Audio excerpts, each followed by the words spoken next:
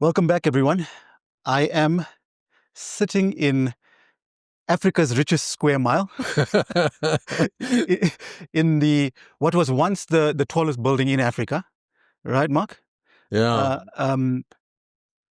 On Maud Street, which is, for people who don't know South Africa, it's like the Wall Street of Johannesburg of South Africa. It's like the equivalent of New York's Wall Street. So we in the heart of the financial capital of the country, right? And I'm with the orthodontist in Sandton, Dr. Mark Wertheimer. Thanks for joining me. How are you doing? Yeah, no, I'm great. Good, Yeah. good to join you. I think. Yeah. So I don't know. I don't know if you've watched the show before, but I have indeed. yeah. So we go all the way back to the beginning, right? I'm always tempted to say, what made you do it? But let's walk through from the beginning, Mark. I mean, what made you become an orthodontist and a dentist? What was it like growing up as a kid? Yeah. Well, I think the first thing really is why the dentistry. Yes. And I'm born and bred in Joburg. I went to school in Joburg, and when I was finishing school, basically, I needed to make a call. And I think there was an expectation, medicine, something like that. Why? And Why was there an expectation? I think, with your parents and your social background and Yeah. always that kind of thing. And medicine didn't really appeal to me. Okay. Because I wanted to do something in that kind of a line, but I also wanted to use my hands. And the funny thing about it was that as a little kid, I was bad in the dentist. Okay. Oh, you mean like as in going to the dentist? Yeah, no, I was petrified and everything like that. So when I told my folks, I'm going to apply for dentistry, they thought that, like, this was really weird. Were any of your folks dentists or healthcare workers? What did they do? My dad actually spent most of his career working for OK Bazaars in those years. Okay. And my mother was a housewife. Yeah. So, right. And no kind of background. My sister qualified as a pharmacist.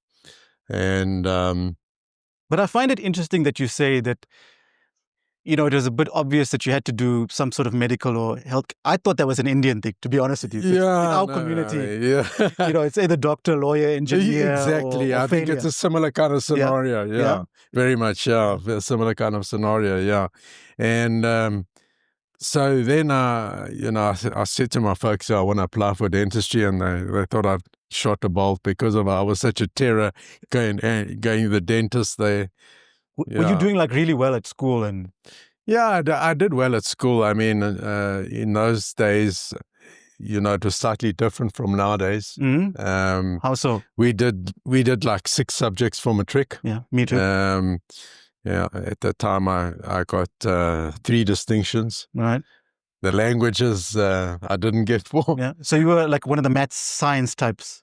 Yeah, exactly. Yeah. I mean, it was science, biology, maths were my, so, and then I applied for dentistry, and that at the time it was quite a process getting in. We all, when you applied, the first thing that happened was you had to sit a biographical like questionnaire thing. Mm-hmm. And I remember I think I probably applied at more than one place, but I really wanted to get in at Wits. Okay. Because at the time, certainly, Wits had a worldwide reputation. It was, really acknowledged, and we can talk about that a bit later as well. Yeah. But I wasn't thinking about orthodontics at that point in time, and so it was just dentistry. And about 600 of us sat for this biographical questionnaire. Yeah. I remember going to the Great Hall at Wits, a huge room. I mean, and the competition for places was fierce. Mm. There was only 60 places in first year. And then from those who sat the biographical questionnaire, it went to a situation where about 60 of us got, 100 of us got interviews. Okay. And that was quite an interesting process, Interviews, I must say. Yeah. Yeah, so it was an interview at the dental school. Yeah. And that itself was quite an interesting affair. Why? I mean, I'll never forget that. It's quite my interview was with Arthur Lewin. Now, that name probably doesn't mean much to you, but to possibly a lot of the more mature generation will remember Arthur. I mean, Arthur was an iconic figure. He was a prosthodontist, and he was head of the pros department at Wits for some time. A brilliant man, but you know, that kind of character where they say there's a fine line between genius and craziness. Yeah. I think Arthur walked that line. I mean, but he was really a brilliant man. And I walked into this interview, and it was like very, and Arthur spoke his mind. He didn't hold back in any way, you know. So I walked into this interview, and I was like nervous as crazy. Yeah. You were an 18-year-old kid at the time. Yeah, 17, 18. I was still at school at the time of the interview. Yeah, I was in matric. Yeah. And so he says to me, like, what do you know about dentistry? Yeah.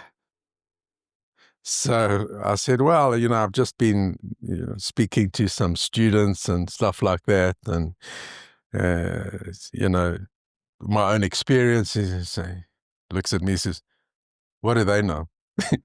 Very good question. Yeah. Exactly. Yeah. Well, then he says to me, he says, have you ever taken a watch apart? Yeah. So, I mean, I had done things. I mean, I like, so I said, he says, could you put it back together again? This is brilliant. Then he looks at me and he says to me, do you know what a sprinkaan is? Yeah, I don't even know what that is. It's a grasshopper. Oh, yeah. Okay, I should know this. Yeah. So I said, yeah. He says, how many teeth has it got? Oh, my goodness. And I'm like sitting there. This guy's like crazy. I walk out of this thing and I think to myself, wow, I don't know where this is going to go. But anyway, yeah, I got in and this is amazing. I mean, I don't think they do interviews anymore. I didn't have any interviews before I got in. Really? I don't know what the process is nowadays. Yeah. And I don't even know what the numbers are like in terms of those applying for... when was this interview? Let's give it context. 79. 1979. I started in 80. 1980. I started in 81, yeah. 45 years ago, you had this interview. You remember it vividly. That's brilliant. It's something you can't Aspects forget. of it, absolutely. I mean, especially because I had stuff to do with him later on as well. So then when do you find out that you got in? Sure. It was, I think it was only confirmed after matric results came out, but I think you had provisional acceptance a little while before that based on prelims and stuff like that. You know what I mean? Yeah. But yeah, it would have been towards the latter part of 1980. Did you do like job shadowing and things like that? Or you literally was like, you just picked and said, I want to be a dentist. Let's do it. No, I don't think, no, not at that time. No. Interesting. Yeah. Fascinating. What were you like even before in like primary school and stuff? Were you one of those, were you the nerdy type, the naughty type, or a bit of both? Yeah, I mean, you know, I was crazy into sport and everything. I loved sport and everything, but I didn't really pursue team sports to any great degree. I did a lot of running in those times. And I was into squash and stuff like that more than the team sports as much. Do you play paddle now, anything like that? I've tried it. You know, I think it's really fun, but I dig to get into it a bit more. But and anything else besides dentistry, or you knew you were going to apply for dentistry? That was the only thing I really applied for. Really? Yeah. Wow. Okay, so you knew what you wanted, and if you didn't get it, you would have. I'd kind of just made that decision, you know what I mean, and I think it was a good decision. Yeah. You know, if I look back now, knowing what I know, would I have done it again? I'm not 100% sure. We can explore that one, but I think it was a good decision. I mean, I enjoy what I'm doing, but clearly you've been doing it for how many years else. now? You've been doing it for like 4 decades. Well, I graduated as a dentist in 86 Yeah. before going back to do orthodontics, which I Right. started in 93. Yeah. What was dental school like those days? You know, Wits Dental School, I mean, in those days was a very, it was almost like still being at school. Yeah. It was really run. I mean, it was one of those schools which was, which had worldwide, Acclaim. Huh? exactly. Yeah. It was really, everyone knew Wits. And today, I mean, when I travel, there's still many that know about Wits. Mm. They don't know exactly what it looks like today. Yeah. But they certainly. I think one of the reasons in any case, amongst others, was the fact that there were quite a few who came out of it who went overseas and made their mark there, and carried the flag to some extent, and so they tended to, raise the bar in terms of the way Wits was looked at as well. Yeah. But it was certainly viewed as one of the best schools in the world at that point in time. Wow. Yeah. And you say it was like school. I also describe dentistry, my dental school experience, like it was like school, because there's like 50, 60 of you, 40 of 60 in a class, yeah. In all first the year. lecturers know you, they know if exactly. I mean, even you had to dress properly, especially in the clinical years. Maybe it wasn't so important in first and second year when we were doing physics and chemistry and stuff like that. We were just like kind of ordinary students, university students. But as soon as you got into the clinical years, I mean, if your hair wasn't, well, now it doesn't make a difference, but but in those days I actually had long hair. I can show you. Yeah. But if you weren't like properly dressed, neatly dressed, and everything, they would send you home. Yeah. We had the dean's secretary was a lady by the name of Louise Gerber, and she was like, you didn't get on the wrong side of her. Okay. In fact, she called us in for an interview. I was probably about half to three-quarters of the year through first year. Right. And she had all our marks and everything like that. And if you weren't cutting it, you would get lambasted. Yeah, the dean secretary would call you. She like ran. Yeah, absolutely. She was draconian. Everyone was scared of her. I mean, we in those days we had rag. Yeah, reach out and give that that festival type of thing. Is rag the festival or what's rag? Rag. Yeah. I mean, so in dental school, you made floats and everything. Yeah. That festival for donations and stuff. Yeah. And I mean, for instance, she would take roll call of the dental students coming who had to take part and make these little flowers to. Oh my goodness. For the and it was all men those days. The students. What? Dental students in those days it was mostly men. The reason I ask is because my class is mostly women. It was predominantly men, but I think there were, in our class of about 60, I would say there were probably 7 or so. I can't remember the numbers. I'd have to think about that. Yeah, but that's a huge change, because in my class, there were much fewer men than women in the class. Yeah. That's one thing. But it's interesting that the dean secretary took it upon herself to crack the whip and make sure everyone knew her. She was like, and everyone was scared of her. Louise Gerber. Yeah. And she was a flaming redhead. And how were your marks in first year? Were you? When I got there in first year, I thought to myself, you know what, I really have to. Why? It was just my I don't know. No pressure from the parents or, No, look, I mean, my parents never put pressure on me. I kind of always did well. So, I mean, my sister was also impossible. Yeah. I mean, she did really well. But I think I was always in, I kind of had to follow. Yeah. And I thought in first year, okay, now I'm at university. This is serious stuff, and I need to. And I did well in first year. I think out of the 4 subjects, I got 2 firsts, and so you're doing proper, out of 6, first in the subject is not just okay. Like it's physics and chemistry and stuff like that.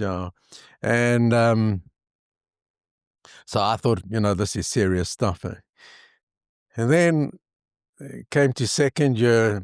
I thought, you know what? I need to live as well. Yeah. You know what I mean? So we would, second year was basically anatomy, physiology and stuff like that. And I thought, you know what? You need to live as well. So do what you need to do, but don't go overboard. So I started partying a bit more. Okay. Second year, And the marks went down. No, it went down a little bit. I mean, but I thought, you know what? If it's not going to change anything at the end of the day. So it's not critical. So you've been a responsible gent from those days, because I mean, the fact that you thought calculated, I need to start partying a bit more, tells me that you're a responsible person. Because usually the guys that overdo it don't have that meeting with themselves to say, you know what I mean? Yeah. So when do you start clinics in so in third year in those days, we did preclinical prosthetics. Okay. So it was basically doing making dentures and stuff like that, and setups and all that. And then in fourth year, we did the preclinical conservative connies, as we used to call it in the dentistry, before actually going into the clinics, I think later in fourth year, although we started doing dentures and stuff like that in fourth year. Okay. And then those are the clinical years. Right. Really. So it sounds similar to my Pretoria experience, because we started seeing patients, I think, properly in third year, from third year on, for prosthetics, for false teeth and dentures. I'm going to use like lay terms because we might have, dental high school students watching this. So cons is like basically fillings and drilling. Connies that you guys called it. There's a clip of mine that's gone a bit viral on TikTok where I'm talking about an experience I had in dental school, where just before I can see my first patient in the prosthetics ward, the supervisor stops me at the entrance and says, "Mr. Naidoo, here's a razor, here's some shaving foam, go down and have a shave." So your experience of dressing properly and being clean shaven, Pretoria sort of carried that same until when I was there, 2006, 7, 8, 9, 10. Did you have any of those experiences where you kicked out or admonished? No, I didn't. But I mean, I was pretty close at times because I had long hair in those days. Okay, yeah. And that was frowned upon, like? Well, as long as it was neat and everything, it was fine, but I mean, you talk about experiences. I'll never forget a situation when I was in fourth year, making dentures, and there was we had to make a denture for a patient, and it was part of a prize thing. It was called the HOSAC prize. Okay, and so you go through this whole thing of making a denture. Yeah, what's HOSAC? Set of dentures for a patient. Fred HOSAC was a character way before my time. He was a prosthodontist. Sorry. And so they had this prize thing in fourth year to make a set of dentures for a patient. And so what you did was you went through the whole process, and obviously you had a supervisor the whole time. And I got to the point where these dentures were complete.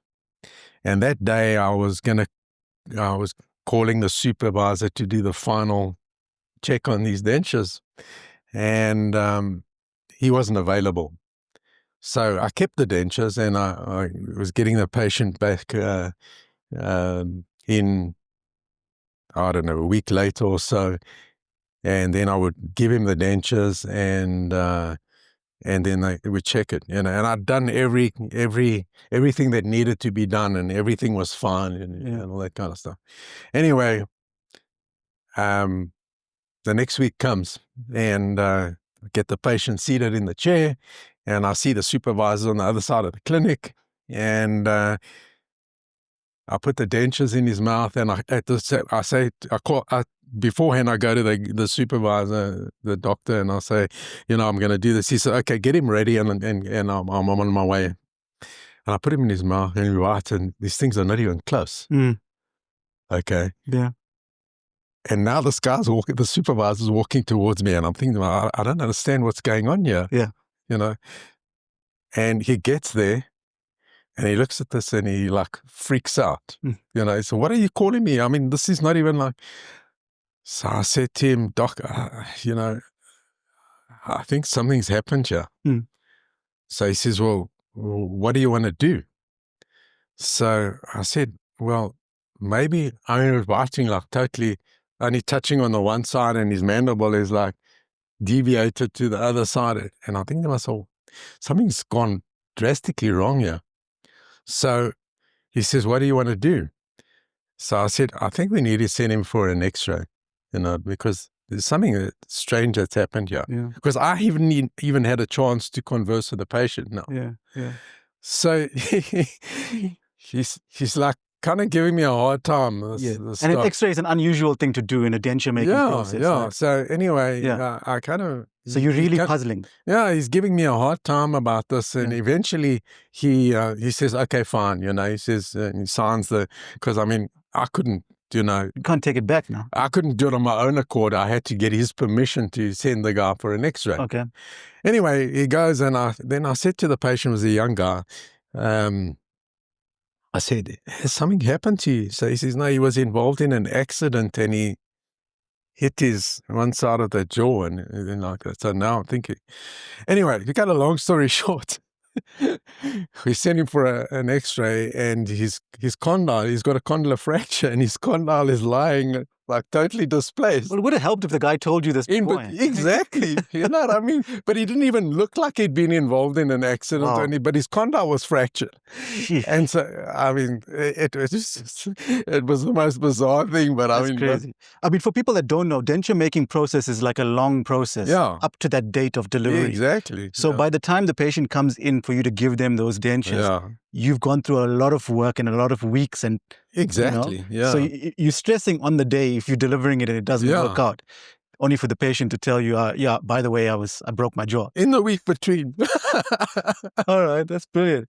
So I'm guessing dental school was a breeze. You probably got lots of awards and things like that, or not? Actually, I didn't, because I kind of reached a stage where I thought, you know what, I hated Viva exams. I was very bad at Viva exams. Yeah. Tell the people what Vivas are, just in case. So an oral exam, sitting together with the examiners, and I just got very nervous in those things. And so I reached the point where sometimes you didn't have to have an oral exam if you were just tops.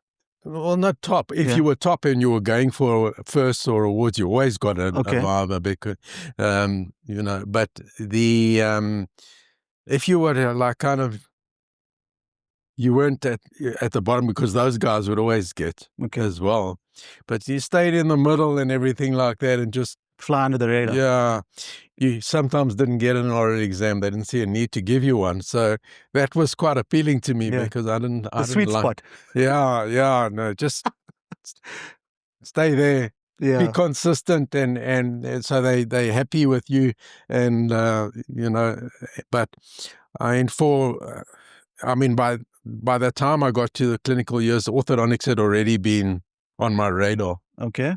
And I did really well in perio as well at the time, but didn't get any awards. I think it was close, but but I just wanted to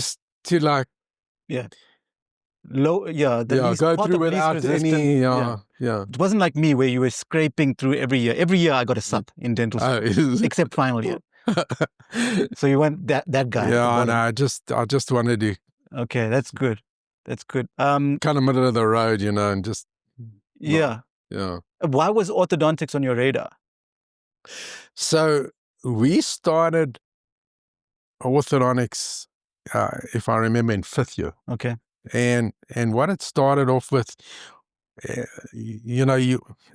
that's final year. Final year is 5th year. Well, no, it was the final half year after that. So it was a 5.5 year thing. Oh, Wits at 5.5. Okay. Yeah. So if I remember correctly, we started orthodontics in 5th year, and there were two components to it. Obviously the clinical part, and as undergrads, you never really do much in the way of clinical orthodontics. It's really observing and stuff like that. But there was a preclinical lab part to orthodontics at that point in time. And there was even a quota system, making removable appliances, amongst other things. Yes. There was also a quota system related to seeing patients and doing things in the clinic as well. And I just enjoyed making all these removable appliances at the time. Yeah. And there's some maths involved also at that stage, right? You got to do some calculations and angles, and not really. But the thing is, I think you had to get a certain number of points. You were given points for all the things that you did. Yeah. And I just went I got the highest quota that I think was ever done, because I used to make all these removable appliances. Okay. And there was a technician in the orthodontic department at the time, Norman Cartwright, who was Norman was an icon in his day, but a very interesting character as well, and a very difficult man as well. Okay. And I kind of got on well with him because he saw what I could make, and so it reached a point where I was making appliances for the some of the registrars at the time. So you were really into this? Yeah, I used to take all these things home, these models, and bend the wires, and while I was lying on my bed or something like that. Okay. And I mean, it just I found it easy. You know what I mean? Yeah, but that tells you that you really wanted to do it. Yeah, and then right? I started looking at, reading a lot more about it and so on, because it was what appealed to me. You know what I mean? But the interesting thing as well is that, in retrospect, okay, because there was a huge amount of competition for posts in orthodontics at that time, because, again, the orthodontic department at Wits was very well known on a worldwide level as well. Again, because of some of the characters that came out of there and went and made it on the international scene, but not only because of that. And had I actually had better marks and stuff in dental school, possibly I would have maybe got in sooner. Okay. You know what I mean? Yeah. I would have strengthened my case for selection, because I did apply twice. I mean, the first application wasn't really a realistic one, because I was just, kind of very early days. I had nothing to strengthen my case, and there were a lot of people who had stronger credentials at that point in time. Because I went straight after dental school, I went into the army. Okay. Okay, 2 years in the. What do you do in the army? So we had about a 6 months, 5-6 months of basics, and then we were posted out to various bases, and they moved us around within our specific command. At that stage, I was in the what was called the Southern Transvaal Command, which was kind of this area, and they moved us every 3 months to a different base. Yeah. Where one was the dentist on the base. Okay, so you were doing dental. You're being a dentist. Basics, yeah. Okay, and you like to train, like to use arms and things like that. Well, I mean, they were never going to make a soldier out of me. I think my war was different. I was a different type of handpiece. Yeah, no, but I mean, yeah. So you were the dentist I went through various different bases over time. This is not voluntary, right? You have to go into the army. Conscription was compulsory at that point. So I'm asking out of a position of ignorance, because obviously my dad wouldn't have had to go through that, right? Because it was only white guys that got into the army, right? Yeah. So I find it fascinating. That means so you had some training, military training, basically. Yeah, I mean, Or I think medics in those days, possibly the doctors were probably more important than the dentists in terms of military stuff, because they might be needed, obviously, more. But I mean, every base had a dentist, really. Okay. Or most of them did. So some people might not know this, but the military hospitals are quite sought after in terms of ComServe posts. After you qualify, people want to get into a military hospital for community service year of dentistry because of the facilities and the work that gets done there. They've got a reputation for doing a bit more advanced than Well, I think the premier post would have been placed like 1 mil, and that's places Pretoria. like that. So you're 100% correct, and obviously it would be pretty cool as a dentist to get posted to one of those bases while you were doing your army service. But I was posted out to various different places. I mean, my first one was out in a little place called Devon, which was an Air Force base out Springsway. Okay. And from there, I went to places like Heidelberg and Zeerust and Lens. Okay. And places like that, before actually spending my last 6 months or so, 6 to 8 months, actually back at Wits. Doing what, as a dentist? Yeah, because in the second year of your army service, now you had a new group coming in who were in first year, because it was a 2-year thing.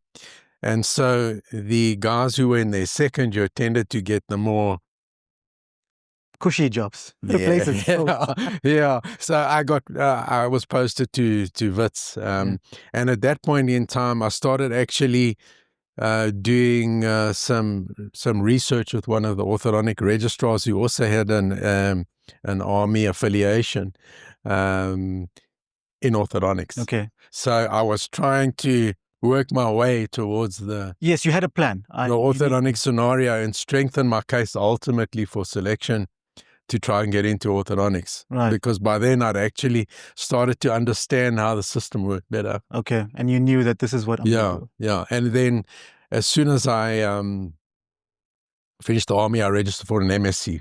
Okay. Yeah. Masters? Yeah, in dentistry. So, the thing is that, again, it was a matter of strengthening my case for selection, but at the same time doing the primaries, anatomy, physiology, and so on, which were part of the specialty program anyway. Yeah. So if I could get those out of the way, at least they were done. Yes, primaries are exams, right? Yeah. In those subjects that you mentioned. So, and you have to do them in order to eventually specialize. It's one of the prerequisites. But if those were already done, you've got it in the bag. Made a big difference. So. Okay. Because I want people to get a sense of how much work and effort goes into actually becoming this orthodontist in Sandton or wherever you are. You know what I mean? People don't appreciate that, right? They come to you, even as a dentist. Yeah. It's 5 years, and then they think, people are charging so much, and, people don't realize what goes into it. So, no. Yeah, so I did the MSc. Yeah. How many years is that now? Okay, because so the MSc, there's various different ways of doing MSc, but I did it by coursework plus a research project. And again, you have to get a certain number of points. And each of the courses that you do is assigned a certain number of points. I can't remember the detail with the number of points, but you had to do at least the primaries, which anatomy and physiology and so on, as part of that. There's certain things that are compulsory. So there's certain categories. So you have to choose from the coursework, and then you had the research project. And so I started that in 89, because I finished the army in 88. Okay. And then that was July 88. You're probably like a 25-year-old at that time, around then. Yeah. Young. You're a young dentist, by the way. Yeah. Of course, yeah. Yeah, and I was, in 88, I was 26, Yeah. So you must have been one of the younger in your class? Youngest people in your class? Well, Not really. I think a lot of us went straight from school into dentistry, Okay. so we're pretty much the same age. Yeah. And so the MSc I started in '89. I finished most of the coursework by, I think, 92, Okay. but I still had to finish the research project, which was in orthodontics, and Bill Evans was my supervisor. I'm sure you know. Tell people who Bill Evans is. Huh? Tell people. Yeah, so Bill Evans, sure, Bill's like a father to me. Okay.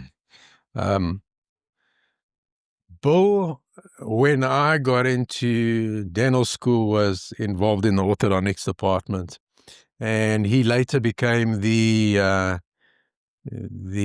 chair of the orthodontic department. And at some stage, he was actually the dean of the dental school as well. But everyone knows Bill, and certainly, I mean, you know. Yeah. So, I mean, Bill is he's out of it now, but a wonderful character, you know. And I could give you an interesting story about him as well, which is quite amusing, but we can talk about that. Yeah, tell me. Yeah, so where were we now? Your masters. So you. Almost 3 years later, you still. I finished the actual research component and graduated with my masters while I was actually a registrar in orthodontics. Oh, okay. Okay. Yeah. But I mean, I already had all the other stuff under the belt, you know. Okay, but we've skipped a bit now because you're doing your MSc to try and build up your CV for acceptance, right? Yeah. That takes you about 3 years. Yeah. Right. Then what's next? So in the meantime, I was working in private practice. I was working for another dentist. Yeah. What was that like? It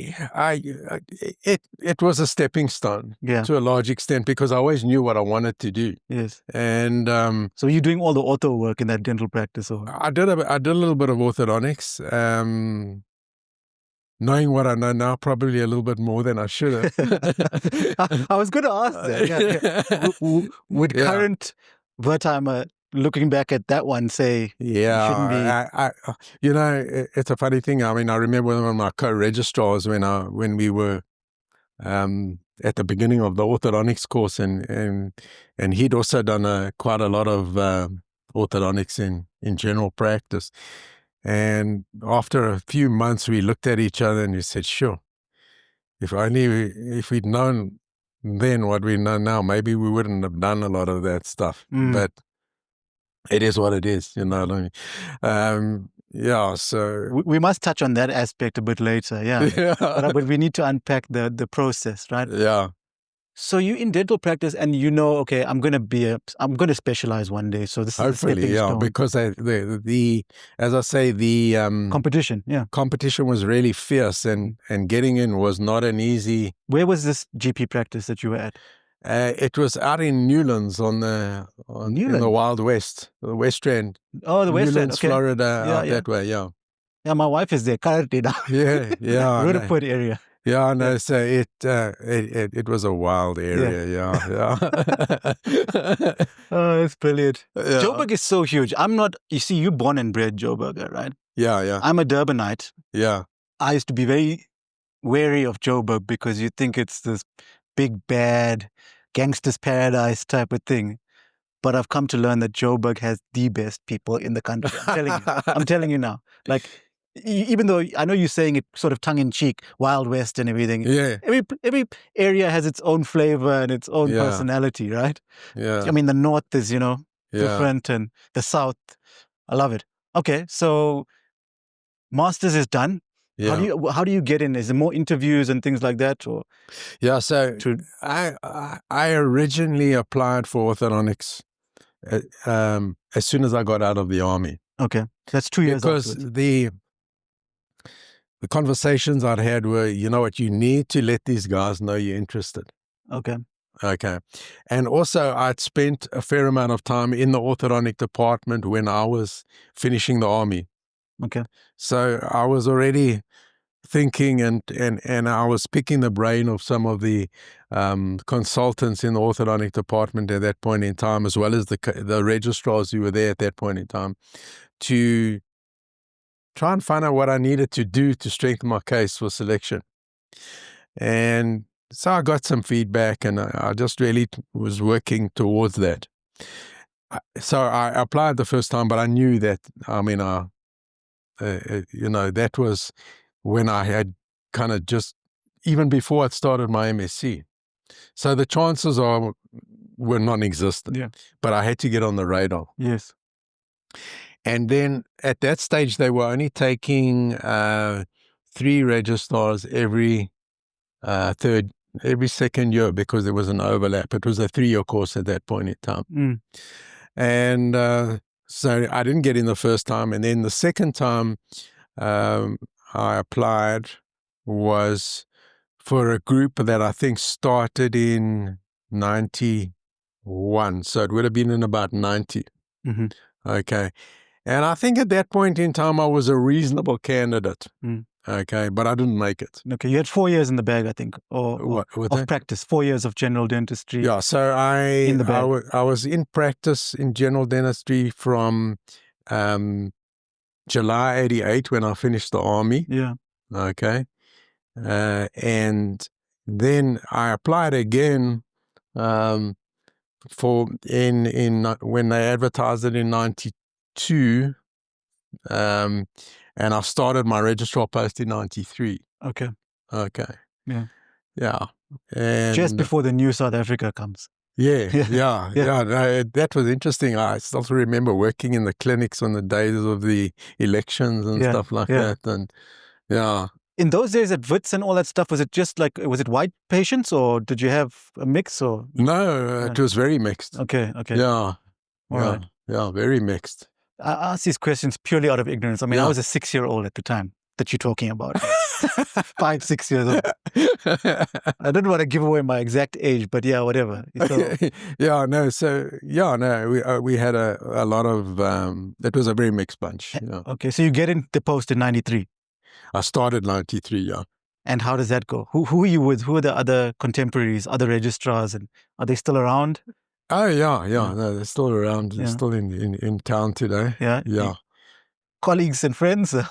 Yeah, I mean, they're all colleagues, you know what I mean? Okay. Yeah, so they all are in practice nowadays, All right, so what's reg time like? I've had first-hand observation of somebody in reg time. Yeah. My wife, 50, right? Right. And I'm telling you, you hear these stories that reg time changes a person, because it makes you like, it's so stressful. Yeah. But I saw it firsthand with her. And it really, it's really something that, it's not easy from what I can see.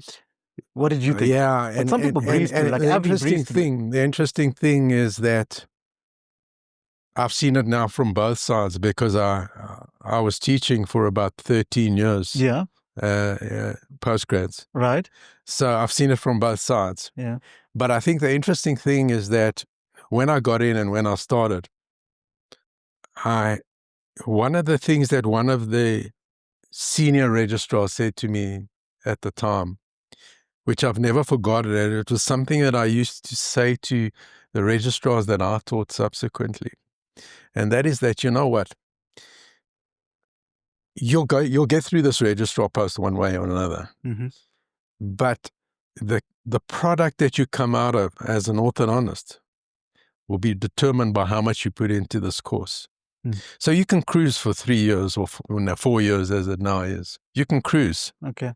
But what you actually come out of as is going to be determined by what you put into it. Okay. Now, the thing is, at the time, again, the orthodontic department had worldwide acclaim. And the teachers that we had, the consultants that we had, were really the cream of the crop. And they used to push you, But But I also had this mentality is, you know what, you guys didn't take me the first time around, so now I'm going to show you what I'm worth. It's good motivation, yeah. Yeah, I'm going to show you that you guys should have taken me the first time around. Yeah. So I had this thing, you know what, I'm going to I'm going to make a mark here. That was kind of like a mentality I had.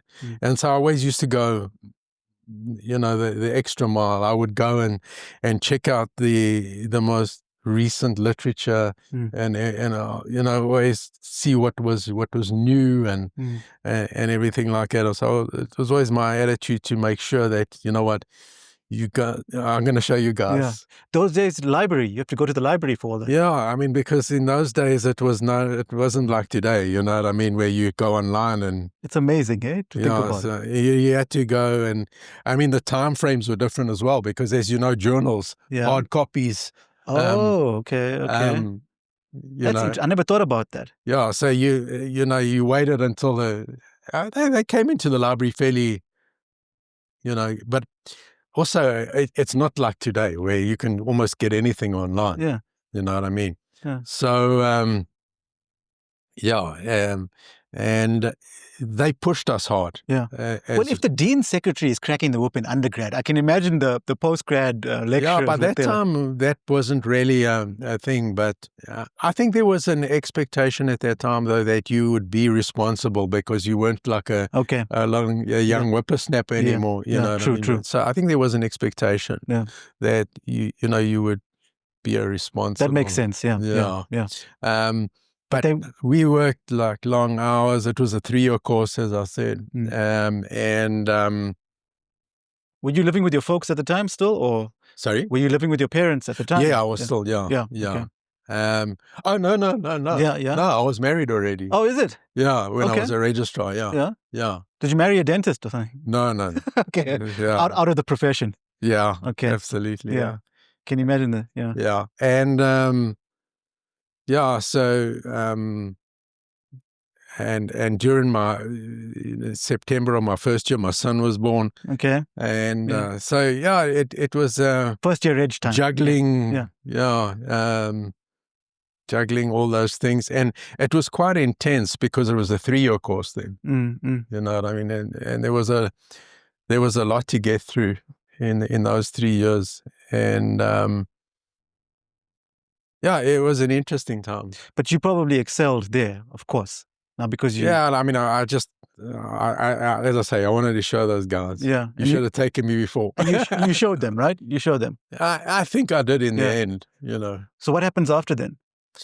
Yeah, so then after that, I went into private practice. And, I mean, in those days, pretty much squatting, you know what I mean? We're trying to build up, which was... you know, never an easy process. On your own, completely. I started practice with an associate. Okay. Who was one of my fellow registrars. Right. And that we decided to part ways after about a year, which and then what actually happened was there was an orthodontist who was in Sandton City at the time, chap by the name of John Spray, who passed away. Okay. And so someone had to step in really and take over his practice and look after the patients that were already under treatment and so on. And because I was still in the earlier years of I had time. And Gerald Gavron at the time was a big influence. Who's that? So Gerald was an orthodontist, a senior orthodontist in the department at Wits. Okay. Gerald did a lot of the cleft work. Okay. He was very well known for that. And he was, involved in the Orthodontic Society and a specific arm of the Orthodontic Society at the time, which was called the Benevolent Fund.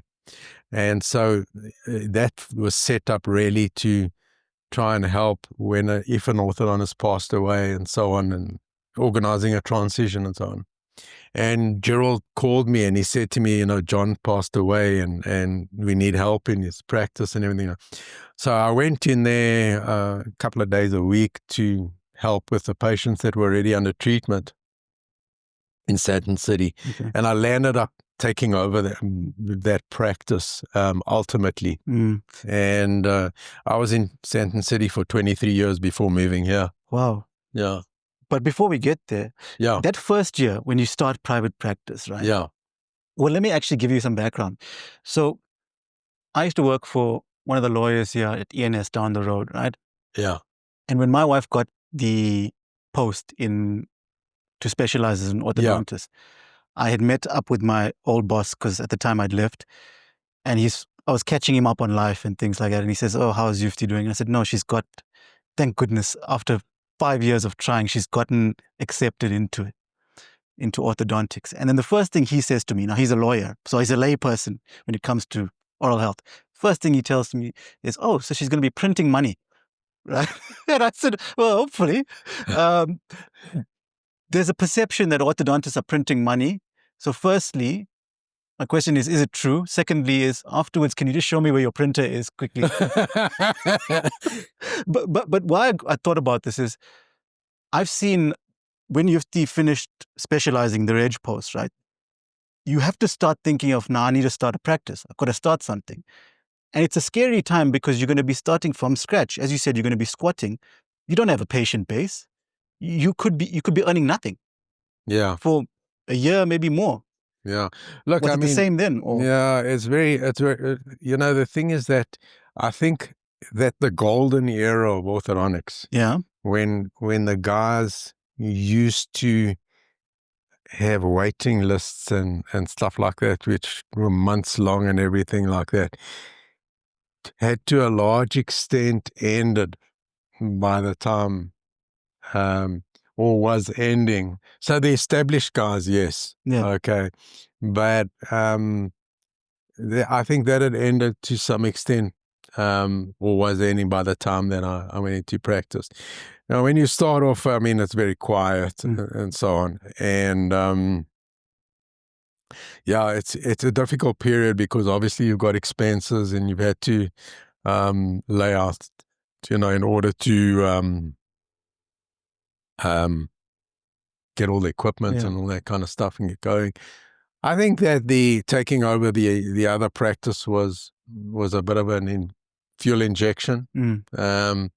That helped. It was a small practice as well. Yeah. But still, it had a base. You know what I mean? I mean, it's Sandton City, so clearly it's doing well. You see, the thing is, I think that the notion of printing money is. I don't think it's a good one. It may have been many years ago. Yeah. You know what I mean? But also, the thing is, there's different kinds of practices. Right. There's high volume practices. I've never been in that kind of thing. I've never wanted to be in that kind of thing. I think there's different ways in which we practice. Yeah. You know what I mean? I think my practice is pretty different from a lot of other practices, and I'll explain that to you just now, maybe. Please. But I would say that generally they're comfortable, but not everyone is printing. Okay. There may be some that are. I think possibly more so in the high volume affairs, which, to be honest, I don't really want to be part of. Okay. But I think that notion is not true for everyone. But worst case, you'll be comfortable. Yeah. The worst case is you'll be comfortable, right? Yeah, I think, you'll make a reasonable living. I think there's guys in business today, when I look at some of my buddies that I was at school with or at varsity, that did different. Or your patients even, right? Guys who went into commerce and finance. Stuff. I mean, those guys are probably far better off. Yeah, they own the printers. Exactly. Yeah. I think a lot of them are far ahead. You know what I mean? Yeah. The reason why I'm asking this is not because I want to be controversial or want you to say that I'm rich.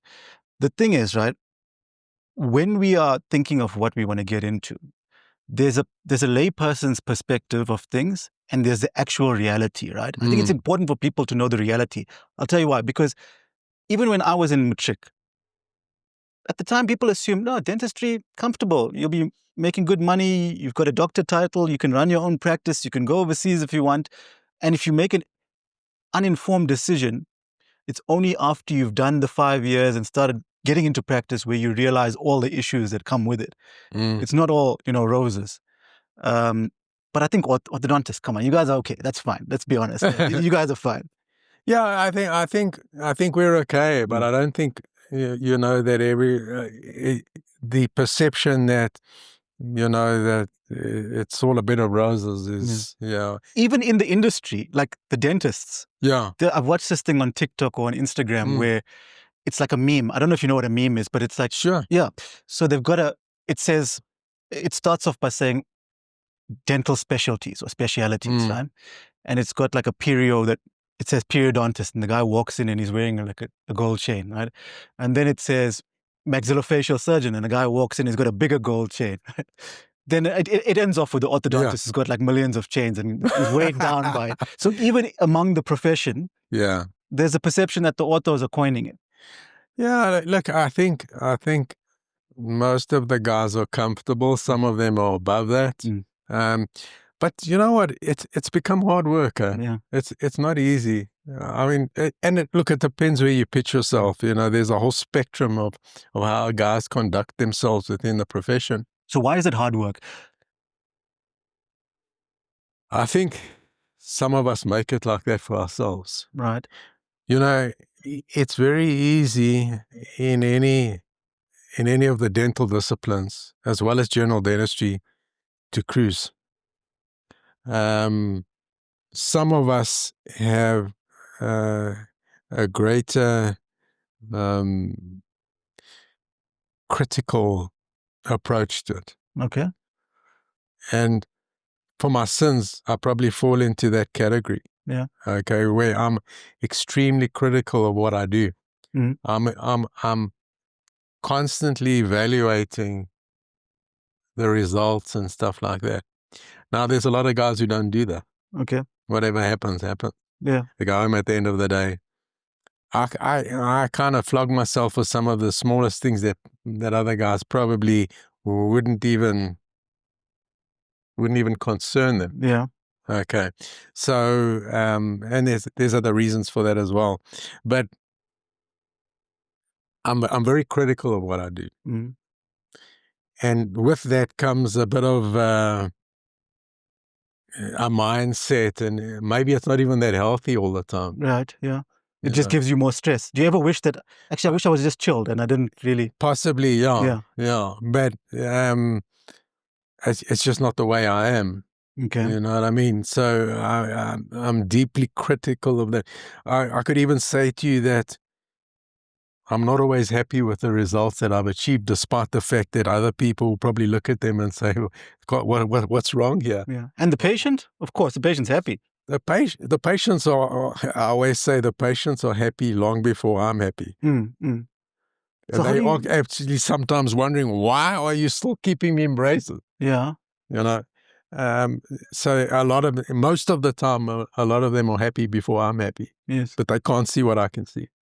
And so orthodontics is a lot about planning, right? Absolutely. Yeah. Because I look at it through the lens of a layperson. I just think orthodontists, you go there, they put the braces on, they can't tell you exactly when it's coming off, and a few years later it's off, and then you don't realize you've got to have this retainer on for the rest of your life, and blah blah blah. But like now that I'm seeing, because Yufti started private practice, she's working till 1-2 in the morning just doing treatment plans. Right. I'm like, that's interesting. I didn't realize that there's this part of orthodontics.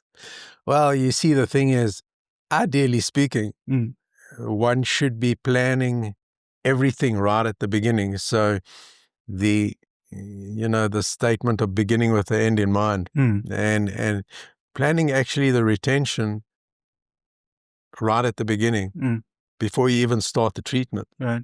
Well, you said ideally, so that tells me that it's not always done. Well, I think a lot of guys just wing it. Okay. For instance, in the States today, and possibly in some parts of this country, they have a concept where they talk about same-day starts. These are specialists you're talking about? Yeah. Okay. So they have a concept which they could talk about same-day starts. In other words, the same day that the patient comes in for their thing, they get their braces. Yeah. Now, And to even I me, know that doesn't really happen generally, to right? me, that is absurd. Yeah. I mean, but in the States, it's quite big. Okay. For instance, just get the braces on as soon as possible. I mean, you haven't even had a chance here to diagnose and really plan. But you sure there's something they know that you don't know, or something like that? well, that is. I'm dangling the thing, yeah. Yeah, no, definitely not. I think that's more about less than noble intentions. Okay, yeah. Yeah, It's commercially driven. Absolutely, yeah. And you can get away with it because clearly it's happening, right? Yeah, it is, and I think also in certain countries around the world, the use of auxiliaries is far more. What does that mean? There's a lot more that the staff are able to do or allowed to do than within the South African context in terms of our regulations, which you obviously know a lot about anyway. Yeah. I mean, is it always adhered to? Well, we know that as well. But I mean, let's just say this for the listeners, right? Yeah. In South Africa, there are regulations which say that once you are a specialist, you must confine your work to that of the scope of that speciality. Yeah. Which I sometimes personally, I think, sometimes I wonder, would you rather not just be a GP and do everything? But basically what it means is once you become a specialist orthodontist, you can't do extractions or general dental work. The law says you can't. So it's important to mention that for the viewers and listeners. And that's what you're alluding to now, right? Yeah. I mean, you mentioned that, sometimes you overly self-critical and self-analytical and you're evaluating. I'm assuming you're doing this to try and improve and keep on building on your knowledge base, or is it just that you're hard to satisfy? Yeah, no, absolutely. I look at it from a few areas. Okay. Naturally, I want to produce the best results possible. Okay. That's the first thing. The second thing is I also do a lot of interdisciplinary work, working with prosthodontists, periodontists, surgeons, and so on. And that kind of work is often a lot more involved than the average adolescent patient. Okay. It's got a lot more to it. Okay. And those guys are also expecting a lot from me. Yes. Your colleagues in the other specialties. Because the degree of detail which is expected from that in that specific area of orthodontics or interdisciplinary treatment is very different from the average child patient. Okay. Or adolescent patient and so on. So that forces me as well, because I now need to give them something that they can work with. And we work up those cases and so on. So that is a driver as well. But also over the last quite a few years, nearly a decade now, I've been doing a fair number of lectures on the international stage. And you can't go into that arena without the material, without the knowledge or anything like that. You can't show cases on the international stage that aren't up to scratch. You can't do that. So that's also a driver. Yeah. You know what I mean? So a lot of self-reinforcement and interdisciplinary is keeping you motivated to go on.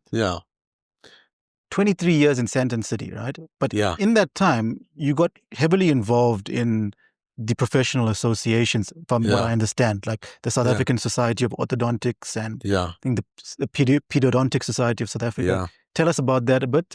Okay, so, let's go back right to the beginning as well. When I was trying to get into orthodontics, again, I was looking for every kind of avenue to bolster my credentials. Yeah. Yeah. Yeah. And so at the time, I got involved with the Orthodontics Society, and naturally the whole complexion of things was different then. I'm going back to the early 90s, late 80s now. And the Orthodontics Society was quite big at that point in time. They even had at the time, what was called a Southern Transvaal branch. Okay. And then there was the Orthodontics Society of South Africa. And I started off in the Southern Transvaal branch, and I was president of that for a little bit. And then I became president of the Orthodontics Society of South Africa. Right. And I kind of saw it as again, a stepping stone, building credentials and stuff. But there was always there always has been a little bit of an issue between orthodontics and pedodontics. Okay. Because even on the international stage, there's this sometimes this the pedodontist stepping on the toes of orthodontics and dabbling in orthodontics, possibly to a greater extent than they should be. There should be some kind of synergy there for obvious reasons. Right, yeah. But there's on occasions been a little bit of tension between the groups. Okay. So it possibly might have even been seen as a move which wasn't that wise. Right. Right. Being involved with pedo. But anyway, I did that for a few years. And even during the time I was registrar in orthodontics, I was still president of the Pedo Society. Okay. But then I actually handed that over. Yeah, but let's pause there, because I mean, you mentioned that the main driver for you was bolster your credentials, right? Or, but you could have just simply been on the society and taken a bit of a hands-off approach. Clearly you were into it because you become president of the... I just saw this as another avenue. And at the same time, I was even involved with the with DASA at that point in time. DASA is? The Dental Association, before it became SADA. Okay, so it's now called SADA, but then it was DASA, the Dental Association. Yeah. They went through a process of unification. And what do you do in these associations? Like, what, the Dental Association? No, I mean, like, just even the Pedo Society, for example. What sort of stuff? The Pedo Society really was a society which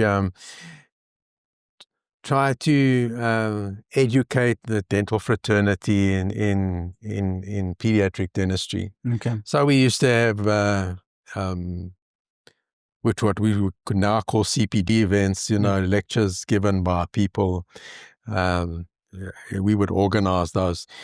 And organizing those kind of events in those days was a totally different scenario. Yeah. Because nowadays, the guys need CPD points. Right. So you'll always get an attendance. This was before the era of CPD. Yeah. So when you organized a guest speaker and you organized an event, you had no idea that you were going to get a reasonable attendance. Okay. Because there was no driver. Yes. Well, the guys didn't need CPD. Explain that for the let me explain that for the non-clinical people. CPD, when you become a doctor or dentist or whatever professional registered with the Health Professions Council of South Africa, you have to have continuous professional development, which means you've got to attend lectures and do questionnaires and all sorts of things to keep yourself abreast. To get a certain number of points a year. And it's a rule that you need to have, like now I think it's 30 points a year. Yeah. So what Dr. Wertheimer is saying is that in those days, that wasn't a requirement. So it wasn't the carrot to dangle for the practitioners. Whereas now people are signing up sometimes just to log into a webinar and disappear in the background just to get the points. Okay, so it was a bit different those days. But I suppose the flip side of it is that the people that did attend were really interested. Absolutely. But you also needed to make sure that the program that you organized and the speakers that you organized would draw that crowd. Okay. I mean, because otherwise you were going to be there with no one. But how do you draw a crowd? How did it work out? No, how do you draw a crowd? What speaker draws a crowd? What type You of just speaker? needed to make sure that those speakers were of a caliber that appealed to the guys out there. Okay. And so you need to make sure that you really had put together a good program, because, I mean, realistically nowadays, if guys want points, they'll be there for anything. Okay. You know what I mean? Yeah. They know they need to get 30 points a year, and, you know, they'll be there. Okay. And also, obviously, none of it was online. Yes. You I have mean, to it be was there. all actual events. So there's sponsorship and all that kind of So a stuff. lot of organizing and There admin. are some costs involved, and so on. So, you know, all that needed to be taken care of. Make sure your members are happy and all that stuff. Yeah. So it was a lot more. But you enjoyed it difficult. because you became the president. You don't just become a president by chance. No, I mean, you know, the thing is that a lot of the time, a lot of these things are thankless tasks. I think most of the time. Because, and I think that you do it because of a passion, I suppose. But that's the thing. You didn't it was mention possibly a bit simpler in those days. I mean, today the landscape is very complex. Okay. From a lot of perspective, but so I started off with that. Yeah, and then and I was involved with the Dental Association. Well, I was on the branch committee and so on. Yeah, and I think you became vice chair of the actual committee or something like that. Not really? So then I finished my registrarship, and when it was in practice, and then in about 2002, the Tony McCullum was taking over the presidency of SASO, the Orthodontic Society. Yeah. And Tony... What is this Orthodontic Society? What is it? South African Society of Orthodontics, right? Yeah. SASO. Yeah. What is it? So essentially every specialist group, the main 4 specialist groups in this country, each has a society, right, which looks after the interests of each of those specialties, organizes congresses for that group, and today looks after the various issues with regard to even things like scope of practice. They have an influence. They all affiliated to SADA. Okay. They are involved in various different things from coding and nomenclature, CPD accreditation issues, things like that. So, is it voluntary, or do you have to be in it as an orthodontist? Do you have to? You don't have to be a member of SASO. Yeah. I think almost every orthodontist in the country is a member of SASO. Okay. There may be one or two over the years who haven't been. Do you, by any chance, know how many orthodontists there are in the country? I think it's in the region of about 140. 140 orthodontists. Yeah. You're a rare breed. And I'm talking about... the whole country. I'm talking about, in practice, because you've got some retiring, yes. and so on. And then you've got new guys coming in and registrars and so on. So I think it's that kind of a ballpark. Yeah. I don't know the exact figure. I mean, don't fact check me or anything, because this is my Google research. But apparently orthodontists are so rare that you're more likely to bump into someone that's climbed Kilimanjaro or been on carte blanche. Or this is ChatGPT that's giving me the stats. So don't quote me on them. But like, the point is, it's a rare profession. I think there might be more actuaries in the world than orthodontists. Well, on a worldwide level, I mean, look in the States. I mean, it's huge. Okay, yeah, thousands. I mean, thousands. Yeah. In some little state, there are way more orthodontists than there are in the whole of South Africa. Okay, but that's because USA is 200-something million people, right? Yeah. But they're still rare even there, right? Or not really? Well, I think I don't think so rare there. Yeah. I mean, but why is it so difficult? Why is it so difficult to get in? UFT had to try for like 5 years, and you mentioned, I think you alluded to it earlier, where you were saying in your days they were only taking 3 registrars every 3 years or something like that. Yeah. So, for all intents and purposes, in a single year, there's probably among all the universities that train orthodontists, there might be about 10, 15 that are training to specialize in 1 year. Yeah, so there's 4 schools. Yeah. And generally most of them are taking, now it's a 4-year course, and generally most of them are taking 2 or 3, I think every like second year or something. I'm not even sure anymore because I've been out of that loop for some time. Yeah. But I think it's also a supply and demand thing. You know, the thing is, orthodontics is not a necessity. Okay. Yeah.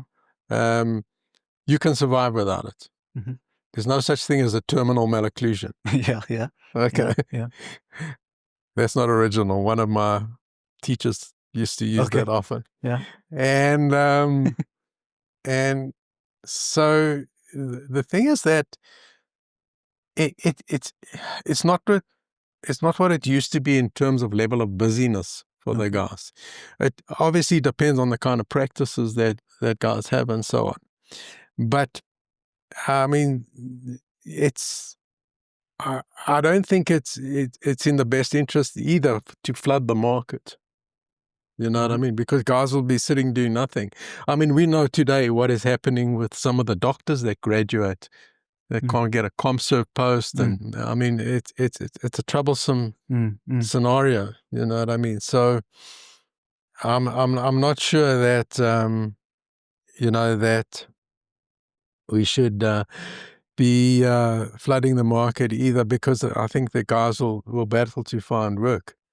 And I mean, you know as well as I do now, especially, that when you're starting out, it's a very tricky scenario. Yes. I mean, I think squatting today could be almost suicidal. Yeah. You know, Yeah. I mean, if you can get into an established practice and so on, great. Yeah. But otherwise, very difficult, and you could burn your fingers from unless you've got like a trust fund to keep you going or something like that. Exactly. Yeah. Yeah.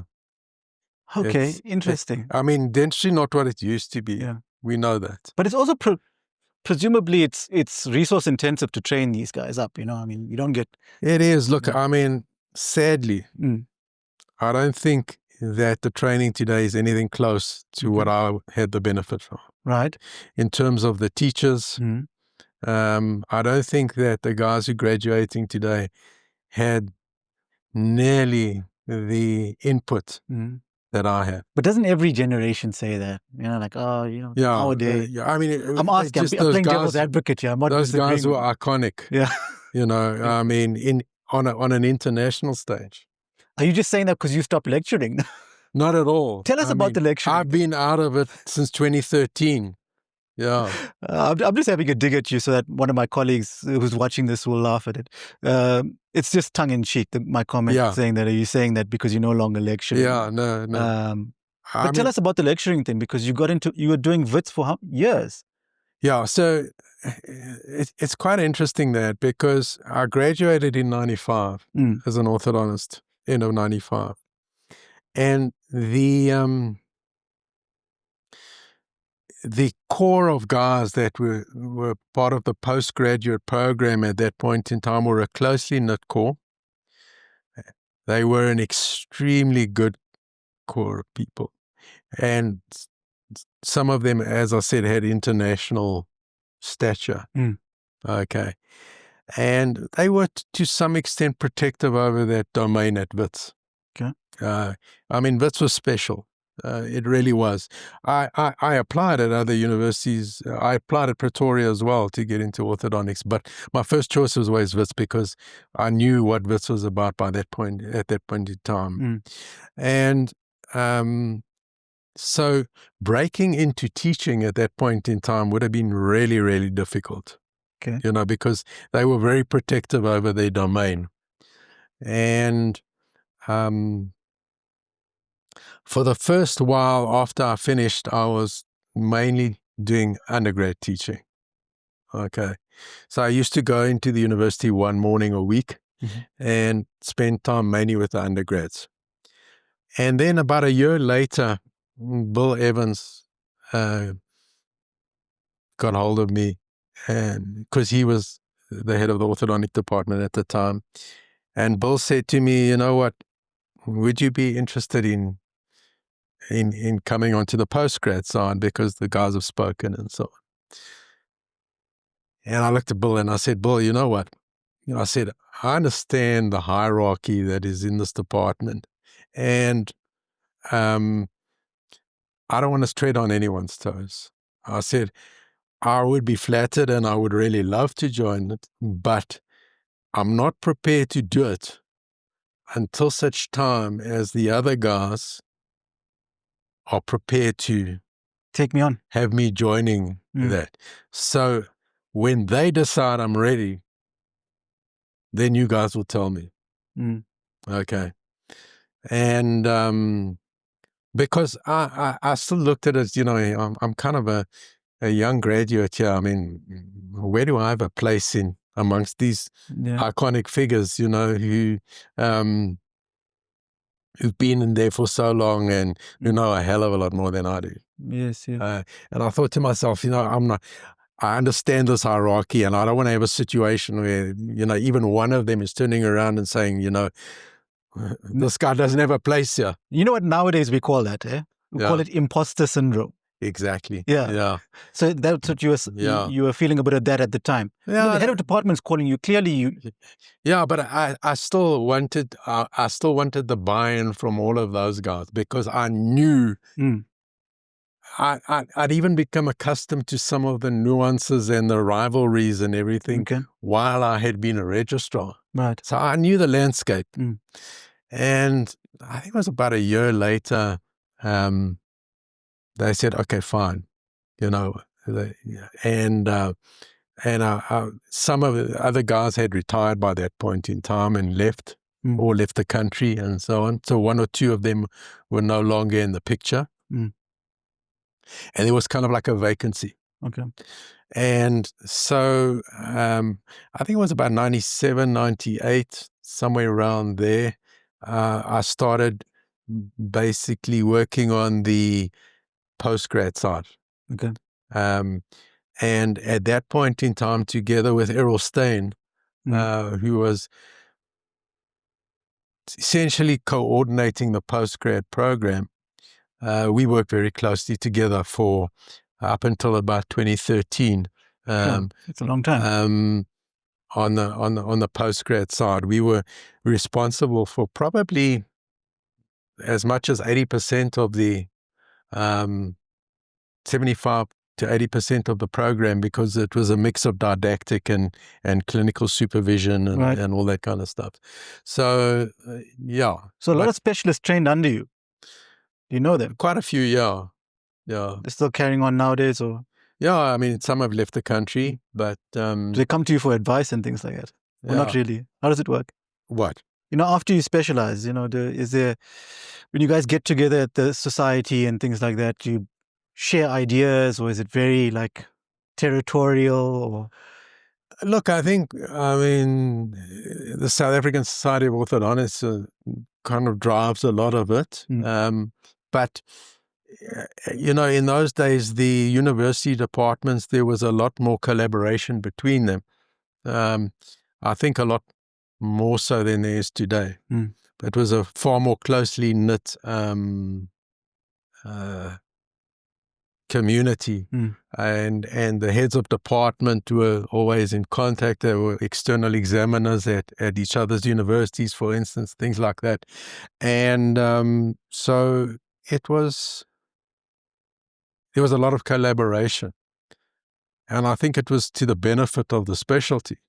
I think it's become a bit fragmented, unfortunately. Okay. But it's the way that it was. Yeah. And were you a difficult supervisor / lecturer / the thing is that I think we were always very small groups. Yeah. Okay. So the thing is that I wouldn't say difficult. I think our expectations were high. Okay. In terms of what we wanted to produce. Training someone to be an orthodontist. I think Bill Evans had a comment that he used to make, which kind of put it in perspective. Yeah. Because at the end of when you graduate as a specialist, you can't know everything. Okay. Okay. And Bill had made the statement on many occasions, because we used to have departmental meetings often and stuff like that. And he said, the best that you can hope to achieve is to produce a safe beginner. Okay. Okay. And I think that's very true. What happens afterwards, you kind of learn to drive after you get your license.